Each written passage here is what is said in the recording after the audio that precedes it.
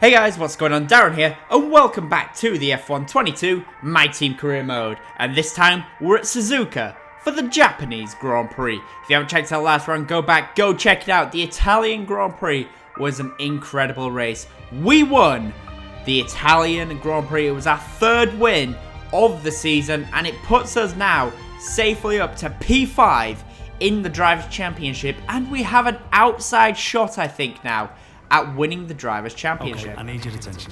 The tech regulations are changing. There's a risk some of our hard work will be undone, so we need to mitigate it. As soon as you can, I want you to look at the developments we have and tell us what areas you want to invest in protecting. However, things are changing. The technical regulations for next season has come out, and it is a big change. The aerodynamic regulations, the powertrain regulations, and the durability regulations are all changing for next season. And that means we've got a lot of work to do and not a lot of time to do that work to try and save all of these components that we spent 2 seasons very meticulously building up. So first things first for us is the powertrain, and we are going straight towards the ERS. We are saving the ERS. We need those ERS upgrades because we need to be able to use overtake as much as we do. So we saved all of those straight away. And as you see, we're looking now at what power do we want to save. We're going to try and save some power as well. So making the most of all the powertrain upgrades that we can. Try and save all of those. And now we're going to go into aerodynamics. And for us, it's all about, surely, the drag reduction, the front downforce, and the rear downforce. And we're going to try and save, I think, the most expensive ones that we can, or at least the major ones, because we need as much downforce as we possibly can on this car. So straight away, we're going to save the major front and rear downforce upgrades as we dive straight in to qualifying now for the Japanese Grand Prix.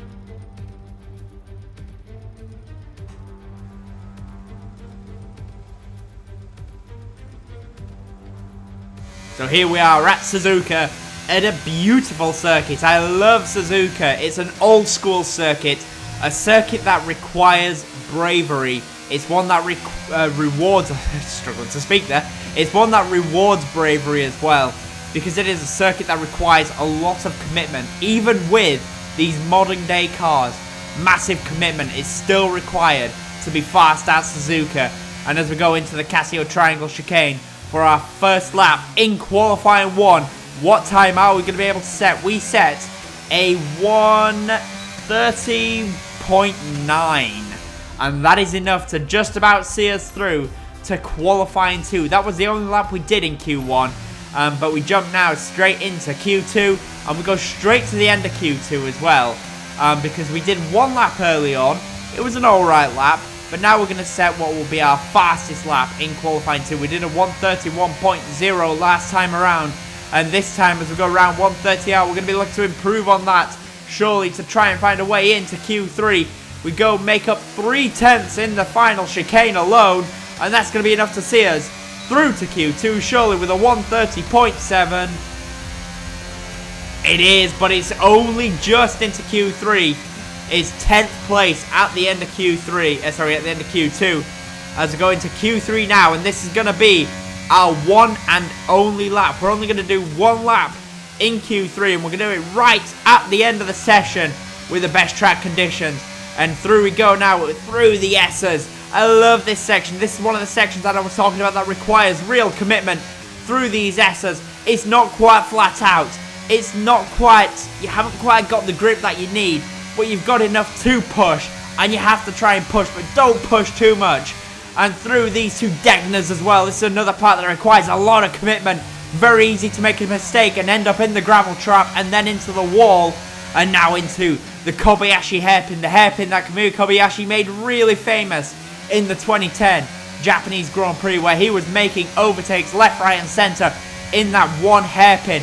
And now through the hairpin we go. And now it's a run down to Spoon Curve. Spoon Curve. A beautiful, almost never-ending left-hander. And now round Spoon we go. And now we've got the run down to 130R. 130R is a flat-out left-hander absolutely flat. You don't need to lift. There's no need to lift off. Through 130R you go. And now to run into the Casio Triangle chicane. And that is a lap of the Japanese Grand Prix here at Suzuka. And what are we going to be able to do? As it's a run to the line, what sort of time are we going to be able to do? It's a 1:30.4. And where does that see us for the Grand Prix? We come to you live today from the Mi Prefecture in the south of Japan's Honshu Island for a race that has seen many title deciders over the years. Some simple, some controversial, but all contributing to a legacy that makes the Japanese Grand Prix an indispensable stop in any Formula One season. We're southwest of the city of Nagoya today at the unique figure-of-8 Suzuka circuit. 3.6 miles and 18 corners make up a lap here, with average speeds approaching 136 miles per hour. DRS will be available, of course, into the potential passing opportunity at turn 1, although the best place for overtaking will be through 130R and into the final chicane. It's time to take a look at our starting grid for today's race. Lando Norris will lead us away from pole position, edging out Sergio Perez, who lines up P2. Considering the rest of the grid, we have Russell, Leclerc, Max Verstappen, Bennett, Gasly, Ocon, Stroll, and Carlos Sainz. They'll be starting further back after an earlier grid penalty. Prost, Fernando Alonso, Daniel Ricciardo, they've taken a grid penalty, and Albon. Magnussen, Mick Schumacher, Nicholas Latifi, and Sebastian Vettel. They'll be starting further back after an earlier grid penalty. Hamilton, Joe, Schwartzman, and Yuki Tsunoda. With preparations almost complete, let's head down to the track. So it's P6 for us here in this Japanese Grand Prix. There's a lot of grid penalties going into this race, which sees us maybe a little bit higher than we should have been. But what can we do now with P6? Can we win the Japanese Grand Prix? Let's find out now as it's lights out and away we go. We get a lot of wheel spin off the line. And that means that 3 cars have passed us into turn 1. And now 4 as Fernando Alonso tries it into turn 1. Will we dive back down the inside on Alonso and retake that position? So we lost 3 places off the line. Stroll, Ocon and Gasly, who have all started on the soft compound tyres, all found a way past us. Alonso also briefly found a way past us. He too started on those soft compound tyres, and they've made great use of those tyres to get the traction and get the launch off the line as we've dropped down to P9 here at Suzuka. But we do have good race pace, and hopefully we can find a way back past these cars very quickly, because these guys are a lot slower than us, of course, in race conditions. So we need to find a way past these guys so we can get back with the front runners in this Grand Prix, because they are our real targets for today's race. There is a chance I think we can win this Grand Prix, but we do need to make good work and fast work of these slower cars. As you see, we're currently stuck behind Lance Stroll as we go around Spoon Curve, and we're on a run down now to 130R. We get a good exit from Spoon, and now we're going to be using the ERS setup to overtake, and we're in the slipstream of Stroll, and we're getting closer and closer and closer, and now we're going to be able to find a move. We're going to go for it around the outside on Lance Stroll. We take the position, but we did do it illegally. Yeah, we got past Stroll, but we did do it illegally, so we do let Stroll back past. It's a full retake there for Stroll, so we move back down to P9, but we've given him enough allowance now, and now with the ERS and straight line speed down into turn 1, we retake the position to get back past Lance Stroll, and that is us now up to P8. It was a much needed overtake there. We did let him back past because of course it was an illegal overtake, but we did then find a way back past him as we go to later on in lap 2, and the safety car is out because Kevin Magnussen and Robert Schwartzman have had a coming together. Let's take a look at the replay, see what happened. So let's see what happened. Let's see if we can find them. So there's Kevin Magnussen. He's broken down, and what has happened here is, as Kevin Magnussen has broken down, Schwartzman has crashed into the back of Kevin Magnussen as his power unit has expired. So that's Schwartzman out the Grand Prix. Is Tsunoda out the Grand Prix as well? No, it looks like Tsunoda got back going because there is only 20 cars still running. So that would mean that Magnussen and Schwartzman are the only 2 to have retired. So Tsunoda did get back going as we skip to the end of lap 4. and we get the Japanese Grand Prix back underway. It's back out underway. We go now at the start of lap 5, and we don't get a good restart there. We lost a lot of time on the restart there. We had a bit of an issue for some reason. Oh, it just wasn't letting us put the power down at all. We had no power. We just bogged down, basically.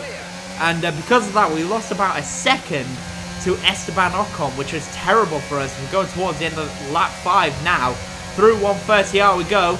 And we got a good run here on Ocon. Look at that for a run. And now into the Casio triangle. Down the inside. We go straight past Ocon. What a move that was. There to get past Ocon, but Ocon's going to be lucky to come back at us. And he does try to come back at us. It's wheel-to-wheel stuff between us and Ocon. But we've got the straight line speed to power past Ocon and secure P7 in this Japanese Grand Prix. Next up for us is Pierre Gasly, who is also on those soft compound tyres. And we need to try and find a way past him as quickly as possible. But as you can see, we go to lap 8, so that's another 2 laps in the future, and we are still behind Pierre Gasly. But at least now, we are right with Pierre Gasly. So we're going to try and stick with him, and maybe around 130R into the Casio triangle, put a move on Pierre Gasly and take 6th place in this Japanese Grand Prix, and we'll finally be back to where we started this race. It's only taken us 8 laps to get back to where we started, but hey, at least we'll be back there if we can find a way past Pierre Gasly. We got a good run here into 130R we go now. Through 130R we go. We do get a very good run here. I know we're going to be able to go down the inside on Gasly. We're going to go for it, but Gasly just has enough of a gap to us to stay in 6th place. But as you can see, he dives into the pits now at the end of lap 8. So that's him coming in for what will be a set of hard tyres. And that's an early stop. Because as you can see, Ocon has stayed out. So Gasly has boxed very early then for a set of hard compound tyres to take him until the end of this Grand Prix. And that is an interesting move, it has to be said.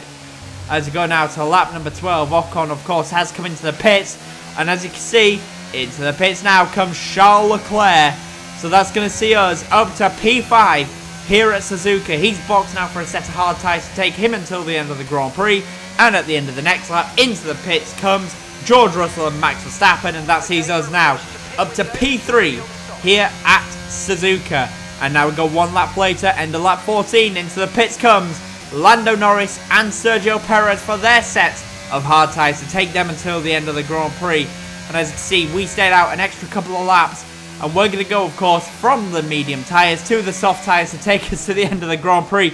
We have a bit of a lock-up there, which would have been embarrassing if we then slammed it into the wall, which we nearly did, but thankfully we didn't.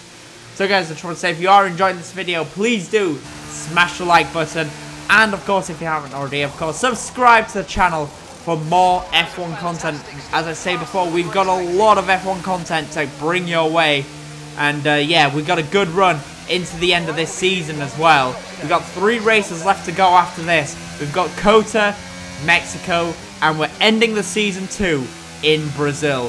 And it's going to be 3 fast and frantic races, guys. So if you haven't already, of course, subscribe to the channel for more of that content. Anyway, back to this race, and we go to the end of lap 18, start on lap 19.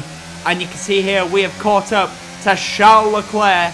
And we've got the DRS and the ERS. And this is going to be our attempt at the fastest lap here at Suzuka. But we do have to try and find a way past Charles Leclerc. And into turn 2 we go, straight down the inside, past Charles Leclerc we go. And that's us now up to P5 here in Japan. Through the S as we go.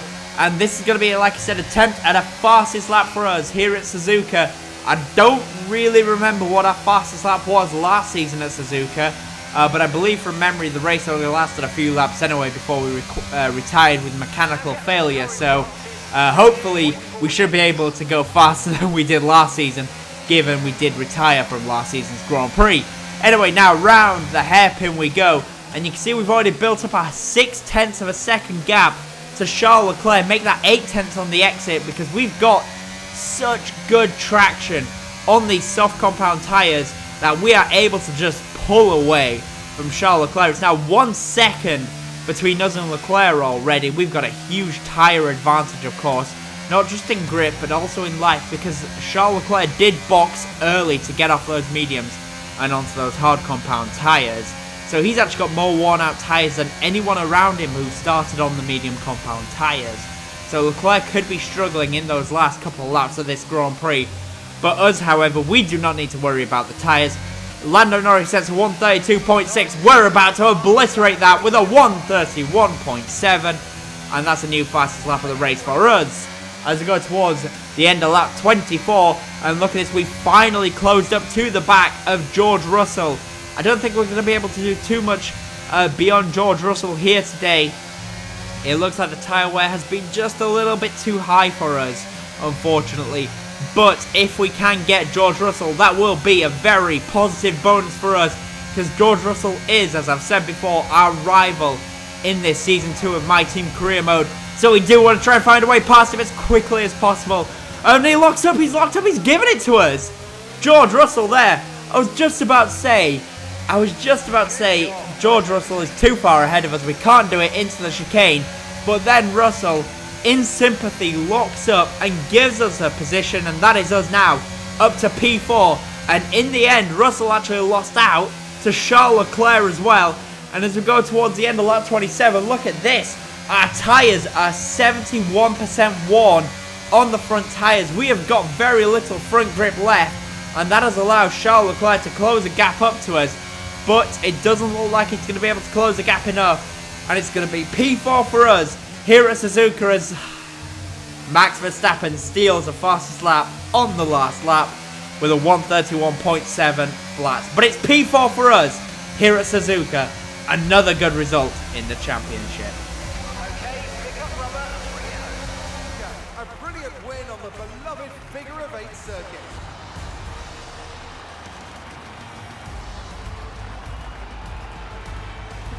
So, Anthony, what made the difference out there today? Well, I honestly feel it was down to the driver and car today. I mean, we can talk driver skill all day, but if you don't have a solid team to back that, you're never going to get anywhere. When you hit that sweet spot of having both an excellent driver and an incredible car, that's when you see results like those we witnessed today.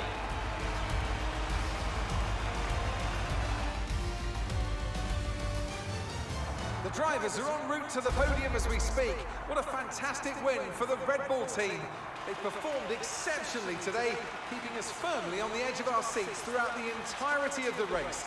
Congratulations to everybody. So it's a win for Checo Perez. And with that, I think Sergio Perez is very nicely bringing himself into this championship fight. He beat Verstappen last time out at Monza as well. Lando Norris finishes second in this race, which is very important for him in this championship as well, for him to close the gap back up to Charles Leclerc. But Sergio Perez here, he could be within a fighting chance by the end of the season if he keeps it up. So Sergio Perez wins the Japanese Grand Prix, Norris second, Verstappen third, we finish fourth, Charles Leclerc finishes fifth, George Russell 6th, Sainz 7th, Ricciardo 8th, Gasly 9th, and our teammate Alain Prost rounds out the top 10. A difficult race weekend, unfortunately, for Alain Prost. And we had two DNFs from the Grand Prix, and that was, of course, Kevin Magnussen and Robert Schwartzman from earlier on at the beginning. So in the Drivers' Championship now, Charles Leclerc leads the Drivers' Championship by only a few points from Lando Norris. So guys, I hope you enjoyed that video, and if you did, as always, comment, leave a like, and if you haven't already, of course, subscribe to the channel for more F1 content. Thanks for watching, guys. Bye.